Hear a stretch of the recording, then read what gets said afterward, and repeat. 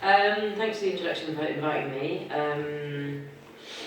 What I'm going to say today is largely based on a piece I wrote a couple of years ago now. So probably it's a little bit kind of academic, but hopefully in the Q&A and the discussion we'll get down to more practical political questions. So I want to start off by addressing a critique of the very practice of looking at the overlap between Zionism and Islamophobia. Somebody called Dave Rich, who works for an organisation called the Community Security Trust, which is a British organisation monitoring and combating anti-Semitism, but is also very pro-Israel and has been involved in initiatives to combat the boycott, divestment and sanctions BDS movement. So Dave Rich wrote an article in 2011 where he said, called Zionism and Islamophobia, and he said that to point to any association at all between the two sets of ideas is, quote, a conspiracy theory which originates with Islamist groups but is no longer limited to those circles. It refuses to acknowledge the legitimacy of any concerns about political Islamism which it conflates with Islam and Muslims in general. It has nothing to do with fighting Islamophobia. Now, I think if we agree with Dave Rich's assertion in the same article that promotion of anti-Semitic ideas by any Islamist group is a genuine phenomenon of legitimate concern, as we should do with anti-Semitism promoted anywhere, then we have to also accept that raising concerns about Islamophobia being promoted by Zionist groups is also legitimate, and I think it clearly is. That said, I mean, obviously I don't really need to say this, but it obviously would be anti-Semitic if I was to say it, it would be a conspiracy theory if I was to say, there's data out there showing that Jews are promoting Islamophobia. Actually, many, if not the majority of the most powerful pro-Israel groups are Christian Zionists, and obviously in the Islamophobia industry you get a fair number of so-called native informant Muslims. So it's not about ethno-religious identities, it's clearly a political issue. And there is an undeniable overlap, and there's a wealth of empirical evidence. Some of it was mentioned in the blurb for this event. You see Israel flags at English Defence League events, Britain First events, Pegida events, and you go to any, especially right-wing Zionist events, and you'll hear anti-Muslim and anti-Arab sentiments are very widespread. But it's interesting how little scholarly attention has been paid to this. One reason for that, I think, is it is a highly politicized topic. As you can see from Dave Rich's critique, you get painted as conspiracy theorists if you want to talk about this. And I think also sometimes there are unhelpful materials, unhelpful narratives about it. I've seen materials calling the prevent strategy Zionist. Personally, I don't think that's helpful. Both of them are about state racism, both the Zionism and prevent. But I think to call prevent a Zionist strategy is to confuse two very specific sets of policies and practices in a way that would obscure our understanding of either. But another reason that it's been not examined is there's a lack of transparency. A lot of the major think tanks that are promoting Islamophobia, you really can't dig into their funding. There's no way to get information about this, so it's hard to show the extent of the overlap between anti-Islam and pro-Israel groups. But I want to talk a little bit about what evidence there is, because I think it's important to examine the material basis for the circulation of ideas in society, whether that's pro-Israel, whether that's anti-Muslim, to understand whose interests are being served by these ideas. So, I think it's important to note that the Islamophobia industry, the overlap with the Zionist movement is probably stronger in the US, but it is a growing trend here in the UK. I'm sure some of you have heard of the Henry Jackson Society. As I had mentioned, co-authored a report about this.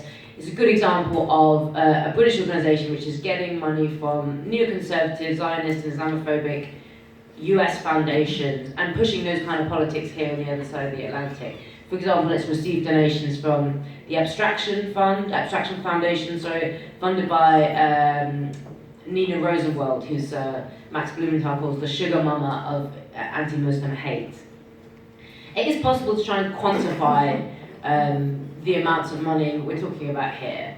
So the Centre for American Progress produced 2 reports in 2011 and 2015 on the Islamophobia industry. And they examined a small and very tightly networked group of what they called misinformation experts, the people propagating Islamophobic ideas, and they found that behind them lay quite a small clutch of key foundations pumping huge amounts of money into this network. To give one example, this is nearly 10 years ago, back in 2008, when Barack Obama was running for president. The Clarion Fund gave a block grant of $18 million to, a fund called the Donors Capital Fund gave a block grant of $18 million to Clarion Fund, and Clarion Fund distributed 28 million copies of the Islamophobic film Obsession on DVD. And what you see in the Centre for American Progress report, if you have a read, is that they do note the Zionist connections of a lot of these Islamophobia industry donors. Israel crops up very frequently in a lot of the other causes that are being funded by these same donors, but they don't really explore that very obvious intersection. I'm grateful to Shanaz Banglawala, who works for the Aziz Foundation now. She gave me a book by 2 Jewish anti-Zionist academics and activists called Eli Volken and Don Novell. And what they did was they went back to the Centre for American Progress report, looked at the same donors who were the key foundations funding the Islamophobia industry, and actually went and traced their pro-Israel donations. And what they found and what they were able to demonstrate was there was a really undeniable overlap in the giving patterns of at least 4 out of the 7 key foundations, right? So to give one example, the Russell Berry Foundation gave $4.6 million, which is one of the key Islamophobia funders, gave $4.6 million to Zionist causes. So not just Israel advocacy, but settlements and settlement foundations working in Palestine. I mean, it is important to note at the same time that there's by no means an absolute or comprehensive overlap, but I think there's clearly a significant commonality here. But as I said, Zionism is not synonymous with Islamophobia. There's no straightforward causal relationship, and I actually don't think it's inevitable that Zionism leads to Islamophobia. But there is a very meaningful link, clearly, and I think there are rational explanations for the convergence. So, political strands of Zionism, not cultural forms of Zionism, which are a very different thing and don't advocate a Jewish state.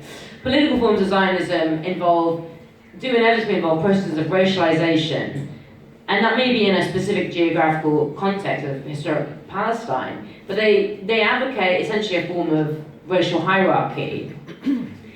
Modern political Zionism is an ethno-nationalist ideology, and it emerged in the late 19th century as a conservative ideological response to European anti-Semitism, and it rose to prominence and was able to create the State of Israel because of its alliance with British imperialism. Okay, so embodied in the State of Israel, as you know, Zionism has been characterized by decades of occupation, settler colonialism, and ethnic cleansing of the indigenous Palestinian people. And due to the necessary preoccupation that Zionism has with demography, discrimination against Palestinians has been an inherent and necessary part of the Zionist project from the start. Okay, so Palestinians obviously talk about the ongoing Nakba. They're still being slowly ethnically cleansed in many ways from the land, from the river to the sea. And of course, Palestinian refugees